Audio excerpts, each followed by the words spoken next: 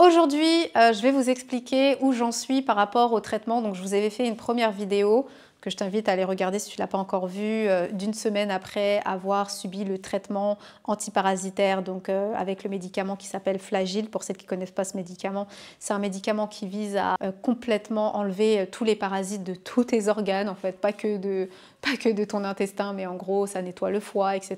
Ça fait des gros dérèglements hormonaux et ça a beaucoup de symptômes qui sont, de symptômes, enfin, je veux dire, d'effets secondaires qui sont très compliqués à vivre. Donc je vous avais fait une vidéo pour vous montrer à peu près le poids que j'avais perdu. Donc à ce moment-là, je vous avais dit que j'avais perdu entre 7 et 6 kilos. Je me suis pesée et en fait, non, j'ai perdu 10 kilos, clairement, en l'espace de 2 semaines. Donc ça a créé de très fortes carences et c'est ce que je vous avais expliqué. Alors, concernant mes cheveux, aujourd'hui, ce que je voulais faire, c'est un point avec vous sur les cheveux.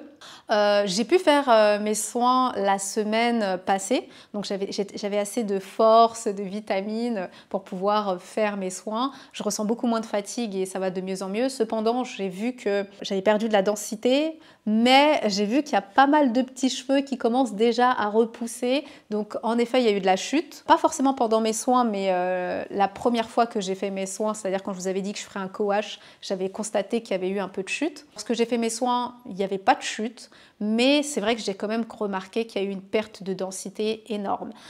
Concernant mes cheveux, se sont beaucoup affinés. Alors là, ils sont plus épais, mais c'est surtout les pointes qui se sont beaucoup affinées et j'ai remarqué que j'avais énormément de pointes et que là ils sont redevenus doux, donc j'ai réussi à récupérer ma texture assez douce, mais je sens que le fait que mes cheveux sont restés très longtemps secs a beaucoup endommagé en fait tout ce qui va être rétention. Donc aujourd'hui j'ai pris la décision de recouper mes cheveux pour pouvoir tout simplement me débarrasser de toutes les zones qui ont été fortement endommagées par le traitement médicamenteux et les carences que j'ai eues. Alors pour vous donner une bonne nouvelle, j'ai quand même commencé à reprendre du poids, donc c'est plutôt bien. J'ai repris 2 kilos sur les 10 qui sont partis, wouh, donc c'est plutôt bien. Et du coup là, ce que je vais faire, c'est que là je vous explique un peu, je vais lisser mes cheveux puis ensuite je vous montrerai comment je vais couper mes pointes. Ok, on fait comme ça. À toutes.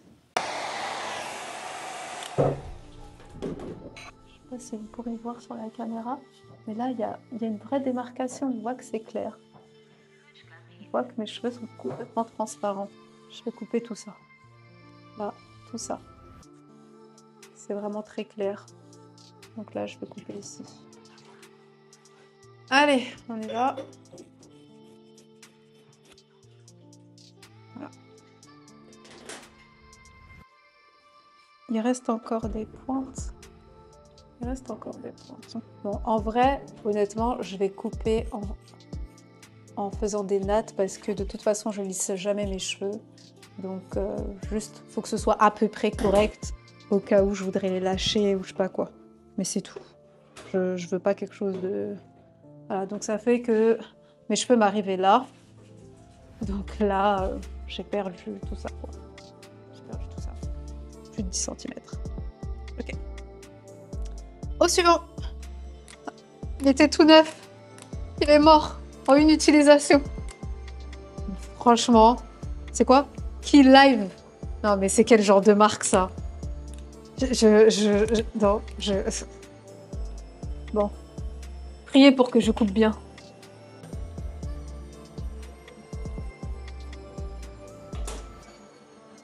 Bon, ça fait une touffe bizarre. Bon, ici, c'est normal que ce soit pas détendu puisque forcément, j'ai pas lissé. Alors, voilà ce que j'ai coupé. Voilà. Donc, c'est à peu près 10 cm de cheveux. Donc, un peu partout. Voilà. Alors, comme tu peux le voir, c'est beaucoup moins... C'est plus court et moins volumineux. Donc, alors, ça a l'air... Là, comme ça, quand tu vois mes cheveux, tu as l'impression que j'ai beaucoup de volume. Mais en vrai, il faut savoir que j'en ai moins qu'avant à cause du fait que j'étais malade. Donc là, ça repousse tranquillement. Donc là, je vais juste attendre que les cheveux qui sont les tout petits cheveux rattrapent les plus longs pour que mon volume soit encore plus gros. Donc voilà. Donc là, vraiment, la rétention, toute la rétention de 2024, là, elle est partie à la poubelle.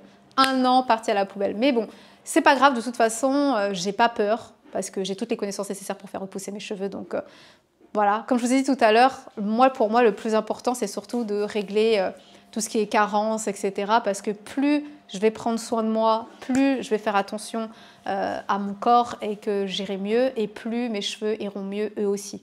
Là, pour cette année, du coup, mon objectif, ça va être vraiment de faire repousser les cheveux qui sont tombés, et ainsi aussi de récupérer ma rétention au maximum. Le fait que j'ai dû faire mes pointes avec le sèche-cheveux et que, comme vous pouvez le voir, ça c'est pas terrible, voilà.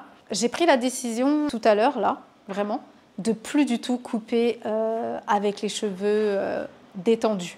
Pourquoi j'ai pris cette décision? Parce que, la plupart du temps, je me lisse vraiment jamais les cheveux. Si un jour ça arrive, à ce moment-là, je ferai ce qu'il faut, mais je me lisse vraiment jamais les cheveux. J'ai pris cette décision il y a 2 ans de plus jamais me lisser les cheveux parce que je trouvais que c'était trop préjudiciable pour ma texture.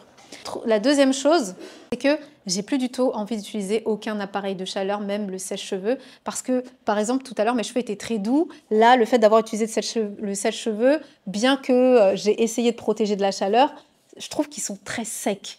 Et là, cet après-midi, je vais me faire coiffer. Donc, avoir des cheveux secs comme ça, il peut avoir que de la casse, vous voyez. Donc là, il va falloir que je réhydrate mes cheveux, que je les renatte et tout ça. Donc, je trouve ça bof, en fait. La dernière chose, c'est que je m'en fiche, en fait.